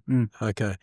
And again, I mean, what you become in your years in practice, again, is dependent upon what you put into it. Yes. So from that standpoint, it's, So you weren't difficult, you had high expectations. Sounds like the same thing. We used to push the guys. Yeah. And I mean, and they appreciated it. They used to come to our practices. Yeah. Sometimes they used to come to our houses at night. We used to sit till 1 o'clock in the morning. That's cool. Yeah. That's the kind of stuff that used to happen in those days. It was a very closely knit community, and the guys were very giving. So what's changed? Why does it change? Yeah. And don't get drawn into anything you don't want to talk about. But it's a logical question to ask, right? I think political issues have played a huge role. Okay. In terms of determining who the teachers and those are involved nowadays. Okay. I mean, I remember at the time when, just before I left the university, where the head of the department who took over at that point in time forbade that kind of activity. In other words, for them to come to our practices or spend time with us after hours. Okay. I have no idea why there was good rationale for that. You know what I mean? I think it's crazy, personally. Yeah, it's the way that it was. Okay. But I mean, we had the benefit of as I say, and the guys were so giving. They wanted to impart that information, and that's why they would invite us to their homes, to their practices, and sit till all hours of the morning. I mean, talking. Yeah. They were so passionate about it. Like living and breathing orthodontics, and absorbing and giving. Yeah. Okay. So, I mean, you spent a long stint at Wits, right? Yeah. Now, I was listening to one of these podcasts, international podcasts or interview with you, and you were the guest, and the host is, I think, a guy from the UK, but he introduced you as a great. So you've got I just want the viewers to know, people that won't know you, like lots of people in the industry will know you. Yeah. And your reputation and everything. Yeah. But he introduced you as a great in orthodontics. And this is on an international stage. So how did you end up becoming one of those people? Was it a natural progression? You wanted to show them at Wits and in postgrad, and you've just been doing it ever since. I mean, I think you're probably talking about my friend Moel Musean. Yeah, I think it was him, yeah. Yeah, I mean, it's an interesting scenario, but I mean, I kind of, feel a little bit embarrassed by those introductions and all that kind of stuff, because I don't necessarily see myself that way. Yeah. But it doesn't matter if other people see you that way. That's all that matters. Yeah, so, the thing is, it's an interesting situation. So I initially got involved with SASO in 2002, as I said, and I served basically for 4 years as the treasurer of the society. Okay. And then I was off the committee. During those years, I was involved with SADA predominantly, which is another arm of the whole thing. Mm-hmm. But in 2010-11, I got a call from Tony McCullum again. Mm-hmm. And Tony said to me, I want to nominate you for president of SASO. So again, I was kind of listening to this phone call with Tony, and I mean, Tony's one of my major mentors. Yeah. And I thought, geez, Tony, do you really think I'm ready for this? And because I thought, shoot, I'm quite young for that as well, So I said, look, I'm flattered, and I'm prepared to do it. Okay. You know what I mean? So he said, well, I'm going to nominate you. So anyway, 2012, end of 2012, I started my term as president of SASO. And I was having my first meeting with my executive towards the end of 2012. And one of the guys sitting around the table turned around and said, it was a 2-year term, so 2012 to 2014. And he said, 2014 is the 50th anniversary of SASO. So we need to organize something special. Mm. And I thought, sure, this is like in my term. I mean, this is an amazing opportunity that I'm here at this point in time, for this momentous occasion. And so I thought, well, started thinking, how do I do this? We have to have a bumper congress. So 2013, I went to the annual session, the Congress of the American Association of Orthodontists, which is basically the biggest congress every year. Yeah. Okay.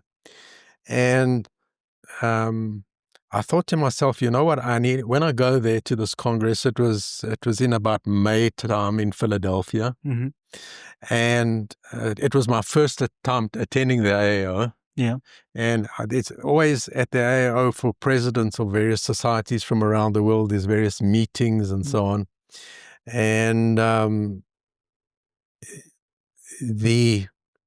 thought to myself, I need to identify speakers for this Congress in 2014. So I had time. Yeah. Okay. But I mean, if you know anything about organizing congresses, if you want the cream of the crop in terms of speakers, you have to organize them probably at least 18 months in advance. Okay. Because these guys' programs, their schedules are filled up. And you know what? South Africa is not around the corner for any of these guys. I mean, a lot of them want to come here because they know about it. And the country has an aura about it and so on. So a lot of them want to come here, but you still need to organize it sometime in advance. So I went to the Congress, and I arrived in Philadelphia, and I was like very green. Yeah. I was like a fish out of water. And I was very lucky. The day I went to register, which is the day ahead of the Congress, I was walking around and I bumped into Vince Kokich, and Vince Kokich passed away. But he was an iconic figure in world orthodontics. I mean, if you speak to any orthodontist, they'll know who Vince Kokich was. Yeah, American guy. Yeah. And I'm thinking about something else as well, but I'll come back to that. Yeah. But and I was chatting to Vince because he'd been to South Africa a few years previously, and he knew the country, and he was very kind to me. I mean, and no one often had the opportunity to get a bit of Vince's time because everyone was always around him. Yeah. And so then the next day or the day after that at the Congress, they had a breakfast, which they have every year for all the presidents from all the societies from around the world. And I walked into this breakfast, and again, I felt like a fish out of water. And you went to it was a pretty informal thing, but you went to get your food from a buffet, and then you just went and sat anywhere, big round tables. Okay. And Vince came and he sat next to me. Right. And there was no one else at the table except one the other guy at the big round table. And I had the opportunity to spend about an hour and a half just speaking to him. And I was picking his brain and everything like that, about speakers and everything like that. Anyway, after that, I was on a mission to identify speakers and everything, which I did. I managed to get 5 speakers while I was at that Congress. Okay. Who were the cream of the crop at the time, and some of them were even just coming up. Yeah. And so the 2014 50th anniversary Congress was organized.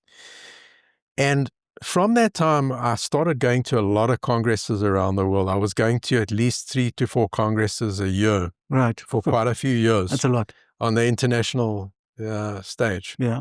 Were you a speaker or just attending? Or? No, I was mainly just attending at that point in time. 2015 was my first speaking engagement. Right. And, in fact, as I say, on the international thing. And is it all over the world, or where it's just America, or do you all these conferences and things? Oh, all over the place. Yeah. Like Korea, Germany, Japan, things like that? I didn't go to Japan, but it takes you all over the world, Mexico, a lot of places. Yeah, all over the place. That's cool. Yeah. So some of them some places like Germany I went to a few times. Right. But that led to me kind of developing a network. Okay. And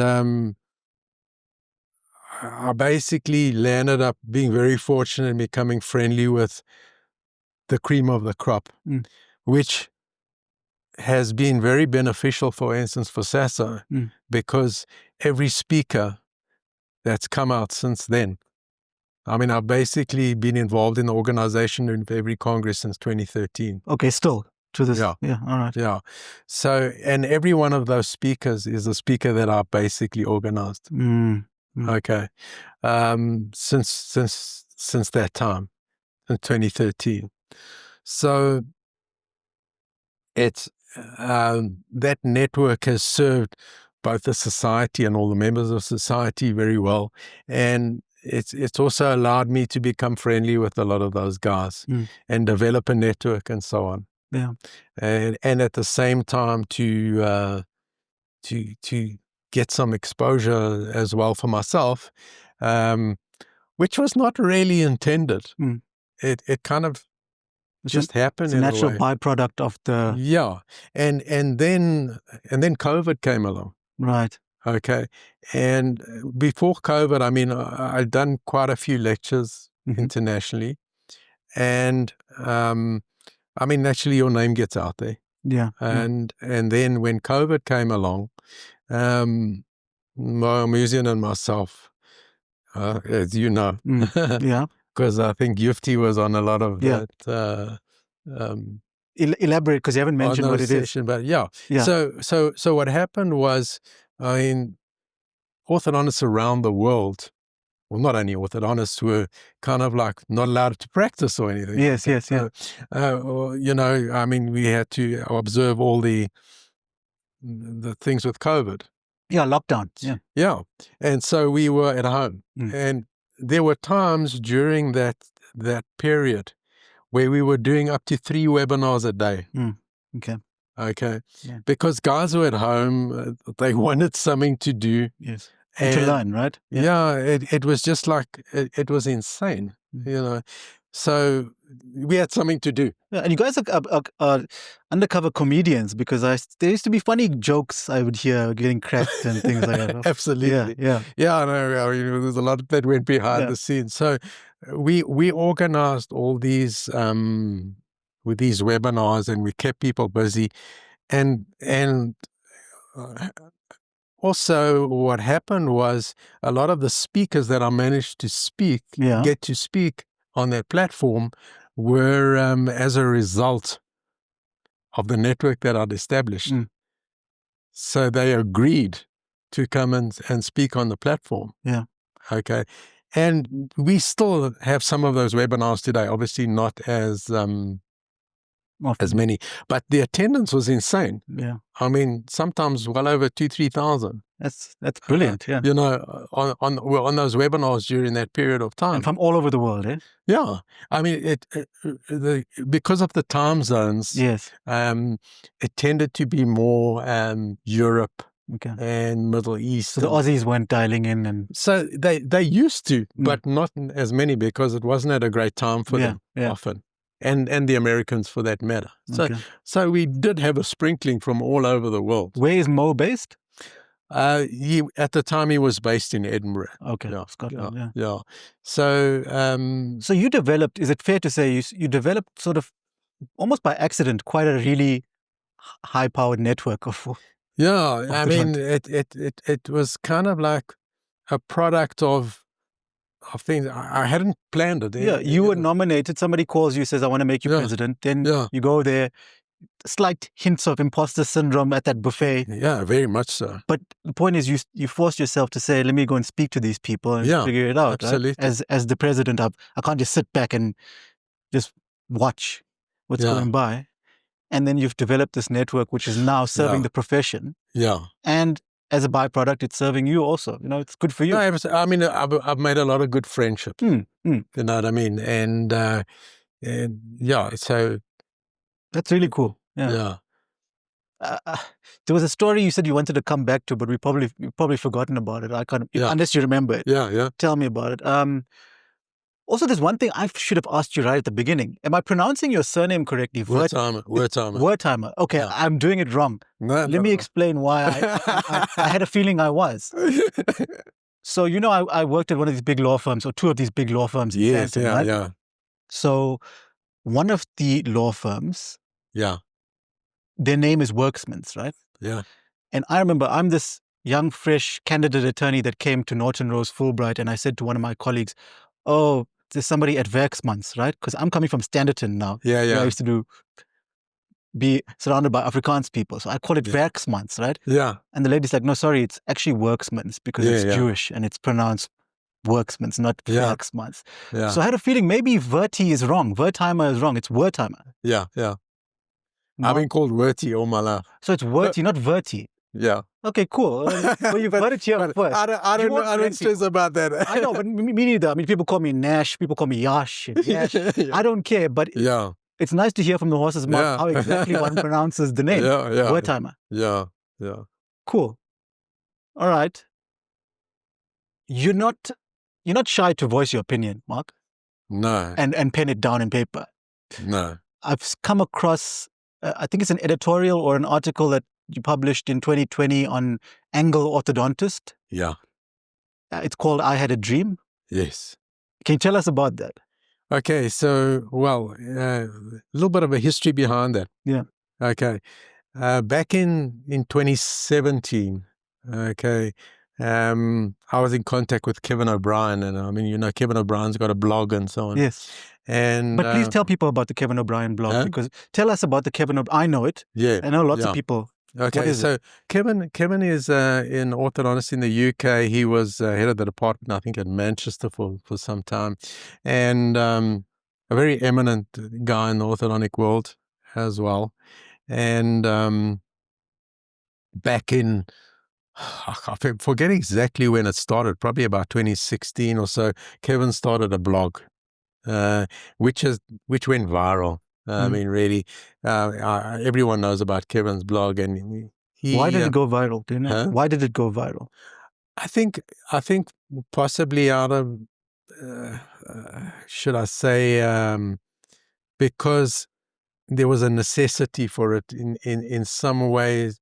Because what he does is he examines controversial aspects from an evidence-based standpoint. Okay, of orthodontics, yeah? Yeah. And so he writes about them, he critiques articles, he critiques research and so on. And I think it's a very valuable resource. Okay. And I think it was needed because of the way things are nowadays. So Kevin approached me and he said to me, would I be able to do a guest blog for him? Okay. We might have say no to someone like Kevin. Yes. And you know him through your network that you've built up, right? Yeah. I mean, as I say, who am I to say no to Kevin? Yeah, of course, yeah. You know, we'd met at the AAO and spent time together there and so on. And I wrote this blog for Kevin, and that blog essentially, it was called Quo Vadis Orthodontia? Yeah. Are we in the midst of a perfect storm? Yeah. Translate the Latin. Where are we going in orthodontics? Yeah. Okay. Are we in a perfect storm? How did it end? Are we in the midst of a perfect storm? Right. Yeah. And it was lamenting some of the things that are happening in the world of orthodontics, where things are just going a little bit off track. Okay. And so I wrote that for Kevin, and it was well received. But I mean, it's just part of a blog. It's not really well received by the people that agreed with it, probably. Well, I mean, you always get comments on Kevin's blog, the guys comment on it and, say, I can relate to that and blah, blah, blah, blah, blah. Yeah. Anyway, a little while after that, I was approached by Nicholas Wade, who was the editor-in-chief of a orthodontic journal, and he said to me, he'd seen the other thing, and he said, would you be prepared to write an editorial for us? So I said, okay, fine. So I wrote another editorial, and that one was called Pursuit of Excellence. Is it a Forgotten Quest? Okay. And again, it was obviously an update on the blog, but now it was an editorial in the journal, and I mean it got quite a lot of traction. Yeah. And then I kind of left that kind of thing for a while, and then I thought of I gave a lecture at our SASO Congress in 2018. Which was the kind of precursor to the article that you're talking about. And so I wrote that article, and I was writing the article. I didn't know whether I was going to get it published or anything like that. Yeah. And then I happened to be speaking to Steve Lindau, who's the editor of the Angle Orthodontist. And I said to Steve, I said, I've written this piece. I don't know if you'd be interested in it. So Steve said to me, send it to me. And that was that one, I Have a Dream. And again, it was my dream about how I wish orthodontics in the world could be. Yeah. Because I see problems in the orthodontic arena. And Steve said, yeah, I like it, I'll publish it. You know what I mean? What is it about? What are these articles all about, those three? In a nutshell, I think that to some extent orthodontics has veered off the track that I believe, or that I would like to see it following, in that it's fueled by treatment protocols which aren't necessarily evidence-based, which aren't necessarily in the best interests of patients, but are fueled by companies and also by practitioners for, again, commercial, financial interests and so on. And there seems to be a quest for easy street rather than what's in the best interest of the patient, you know what I mean? What's financially lucrative for the practitioner and so on. I mean, we all want to earn a living, but I just don't. I think down the line, this could come back to bite us because we're not producing what I think we should be producing. One of the most profound influences that I had was in my first year as a registrar. My first Congress, SASO Congress, in 1993, was with Bjorn Zachrisson. Now, Bjorn Zachrisson is probably one of the greatest ever. Yeah. And I mean, it had a profound influence on everything that I did afterwards, because everything was directed towards excellence. He used to talk about 11/10 orthodontics. Right. Okay. Meaning?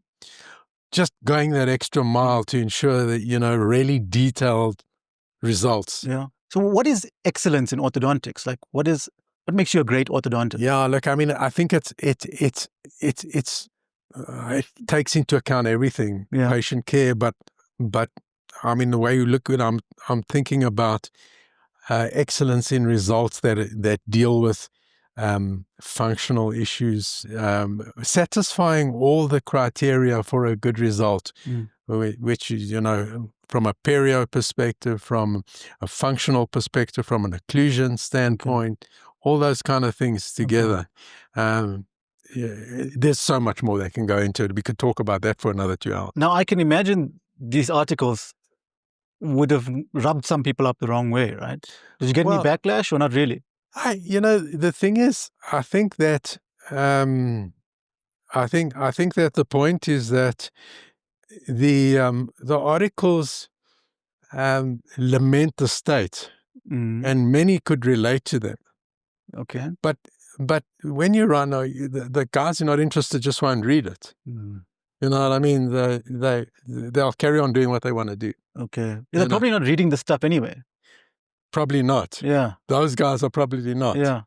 The guys that it resonates with it come out and say, yeah, no, that's cool. It's like a famous saying when you're at these CPD events, the speaker will say, I'm preaching to the choir here. Exactly. Because the people who attend are the ones that don't really need, well, it's, Yeah. Yeah. Okay. Yeah. So, yeah, that's... So maybe you have gotten some, you might have rubbed people up the wrong way. It's just nobody's come and told you this, or are you aware of it? Look, the thing is that my approach is that we should be following an evidence-based approach to treatment. And even the concept of evidence-based practice. Today, that has changed a bit. The guys say clinical decisions based on science. Okay. Which is, I think, possibly another way of putting it. But I think that, the thing is, I don't believe that anyone can take an issue with evidence. It's the concept of cognitive dissonance. Yeah. Isn't it? Right. Okay. You don't like anything that goes against your core belief. Right. Okay. And your core belief could obviously be influenced by many factors. Okay. So some people will adopt an attitude, well, you know what, we can practice, carry on practicing the way that we're going to practice, so we don't really care, you know what I mean? But at the end of the day, each of us has to live with ourselves. Yeah. And even the lectures I've given, like the one we spoke about, on evidence-based, ethical evidence-based use of aligners, for instance. Yes. That lecture is totally based on the current literature. Okay. I'm not giving my opinion in any of that. I'm presenting you the literature and saying to you, you know what, this is what aligner treatment should involve based on science. Science, yeah. Okay. So that's indisputable. You mentioned the word opinion. Yeah. Which is an important word because I think in one of your articles you speak about these opinion leaders or key opinion leaders. Yeah. And social media. I mean, what has that done for the industry? How has it changed from when you were? Yeah. I think you're lamenting how it's gone. So how is it now versus how it was? Well, you see, the thing is that a lot of stuff social media has provided a platform. Yeah. And unfortunately, those are the loudest voices get heard on that platform. Yeah. And the key opinion leader is often driven by commercial interests. Okay. And those voices are getting out there. Yeah. And it's not necessarily in the best interests of the specialty and especially the patients. But they don't know any better, do they? Yeah, that's the thing. Anybody with a camera and a mic can start a podcast. Any idiot. Yeah. Present company.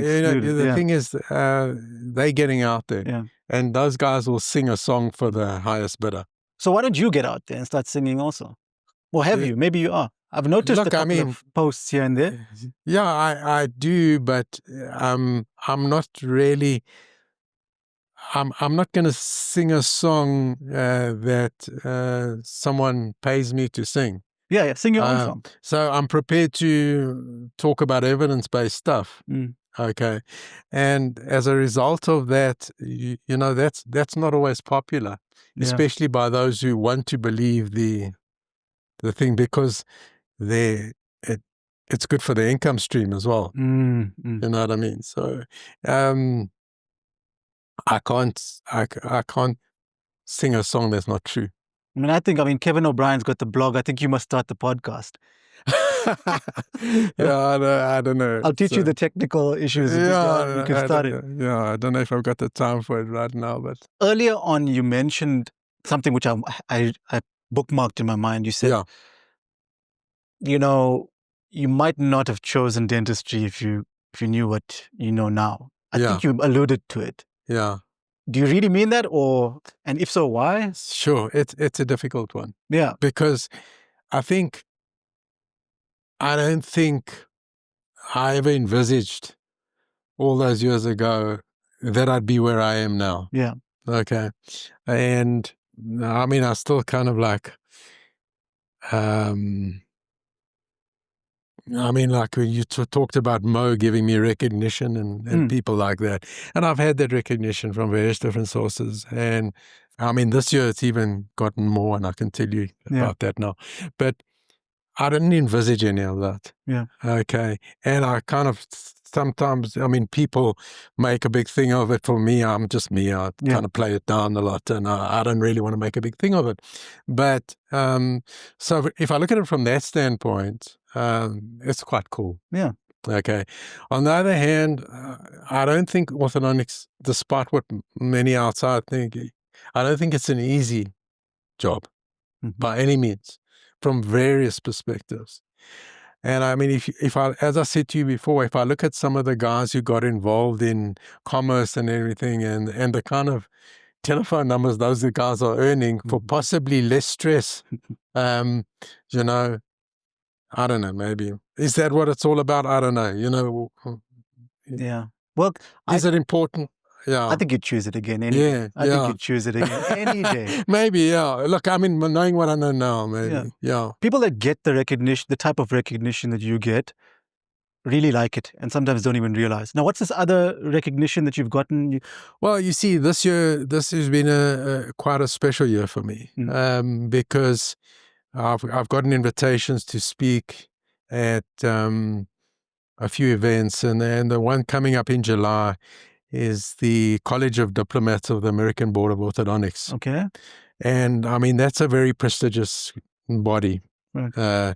And I mean, I kind of like, when I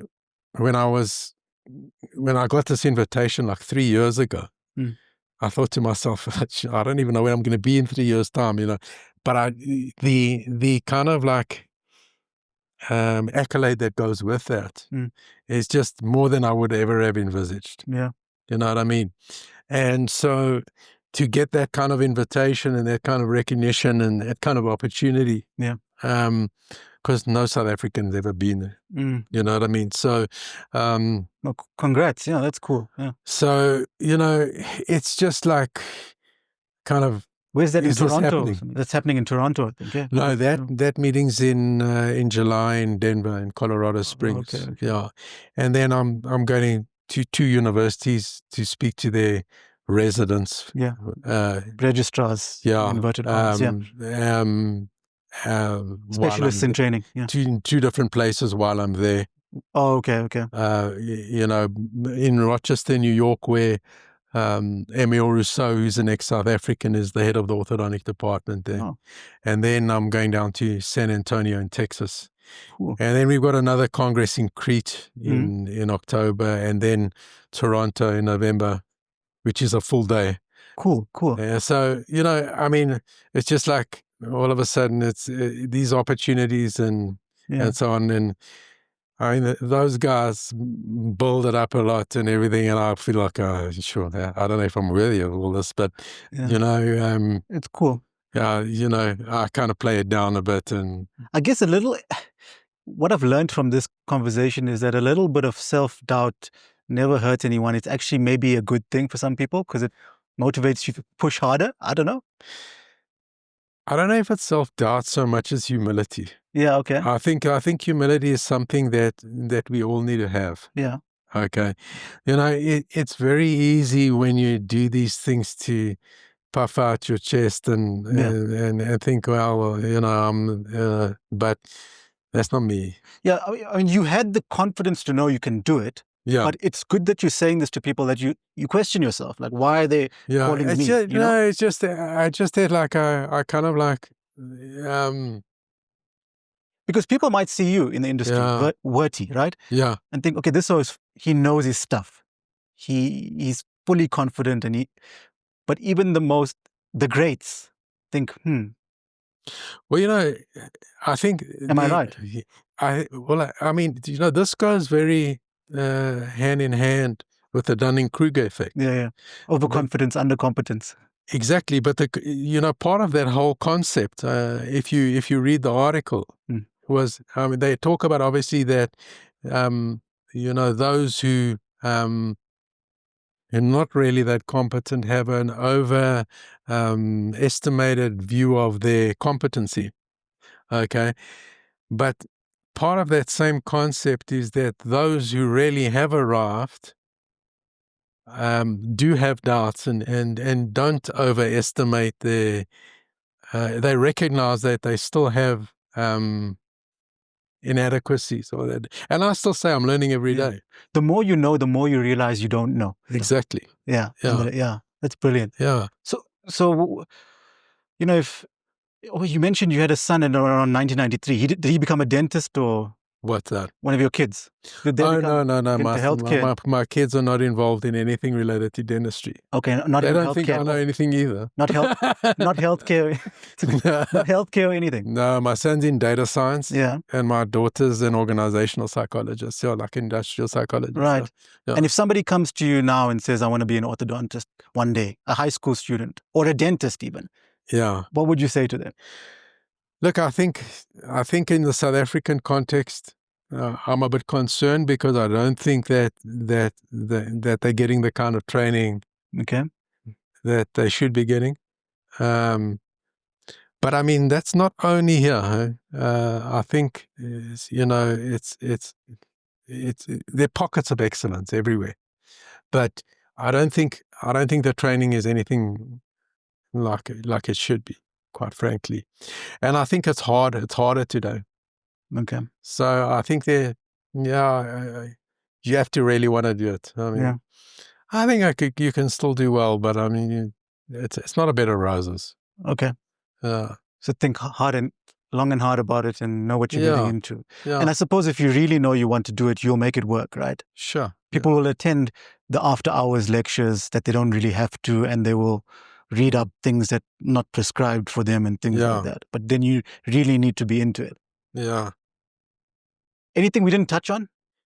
Sure. Bring something up. I must have missed. There's so many things that I know I've missed out. Yeah, look, I think we probably addressed most of the stuff. There's nothing I can think of at the top of my head. What do you do for fun besides like aligning teeth and doing treatment plans? And look, how are you with patients? Or maybe I should ask your patients. What's that? Like, what do you like? Are you sarcastic, jokey? I try to joke with the guys, you know what I mean? Yeah. With the patients and everything like that. I try to have a good rapport with them. And are they coming nowadays? Because it's something I learned recently, right? Back in the day, braces were seen as a nerdy, you got to shy away. I think nowadays it's actually cool to have braces.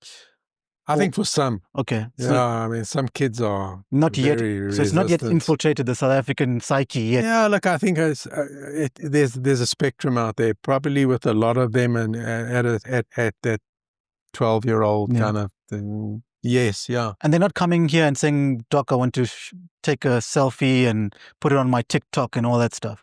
Occasionally I do get that, yeah. Are you on TikTok? No, I'm not on TikTok. No. I wasn't either. I got on recently because of this podcast. Actually, I'm getting sucked in. It's scary. Yeah. I've been on Instagram. I think you're on Instagram. Yeah, I'm on Instagram. Orthodontist in Sandton.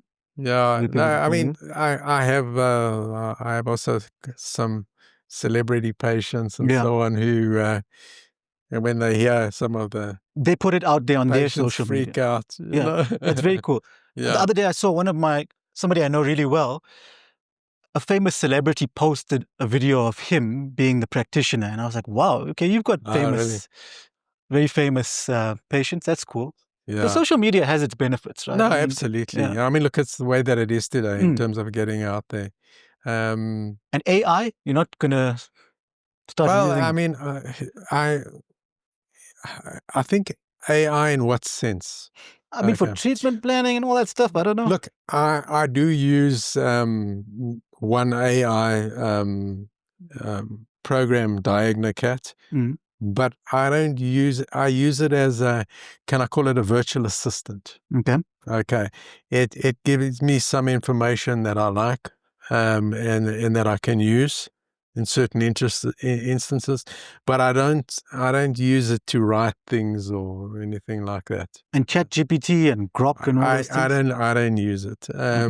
I mean, I'm obviously aware of it, but I can't be bothered, quite frankly, to use it and so on.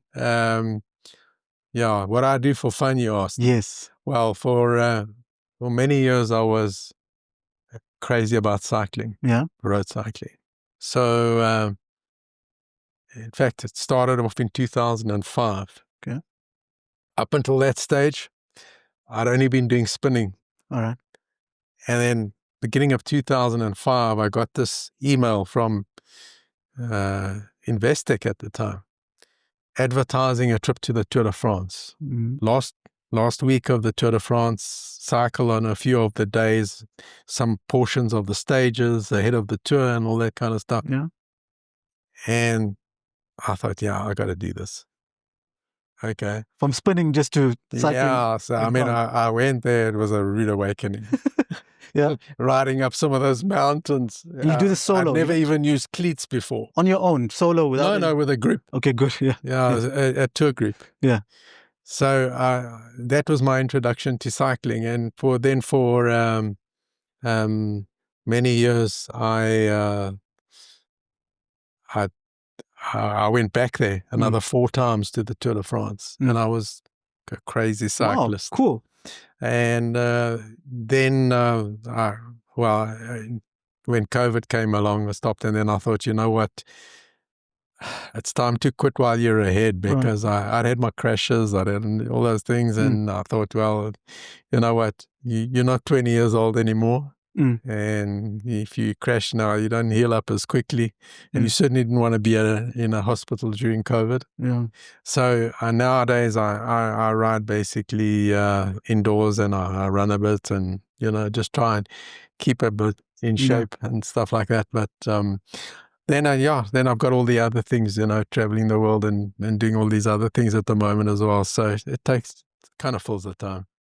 And how many more decades of orthodontist in Sandton do you foresee? Because you can do this until you can't even. I mean, am I right or am I wrong? Is orthodontics a career that you can? It's got quite a lot of longevity in it. Yeah, I think you can. The thing is, I'm still enjoying it. I think, in terms of where I am now, I'm kind of like probably at the pinnacle. Yeah. In many ways, in terms of what I know now, what I can do, and all that kind of stuff, compared with years gone by. So I think that I've still got a fair amount of time. I mean, obviously, I spend every day keeping up with stuff. So, from that standpoint, in terms of what's current and what's cutting edge, I'm always there. So I think that I've still got quite a lot left in me. Yeah, a good 30 years. Huh? Good 25, 30 years. Well, I don't know. I will probably be too old then. No, I don't think so. We'll do another 15-year part 2 midway. Yeah. Okay. So I think still a fair number of years ahead, but I don't know. Who knows how things are going to plan out? Yeah, you never know. Yeah. We might even live forever with technology. Sure. Genuinely, I used to say this to my dad all the time. Like, there was some article I read a while ago which said if you are under the age of 50 by the year 2010, there's a chance that you might live forever. based on technological developments and printing body parts and things. So would you live forever if you could? I don't know. I would. Yes. I would. It depends on how. Yeah, I'm healthy and happy, as you are now. I don't know. Well, anyway, interesting question. Yeah, I like that question. Well, anyway, on that note, Mark, thank you so much. I had fun. Yeah. I don't know about you. I hope Absolutely, you did too. Yeah. And let's see what comes of it. We'll have a part 2 sometime. 15 years maybe. Cheers. Thanks so much. Yeah.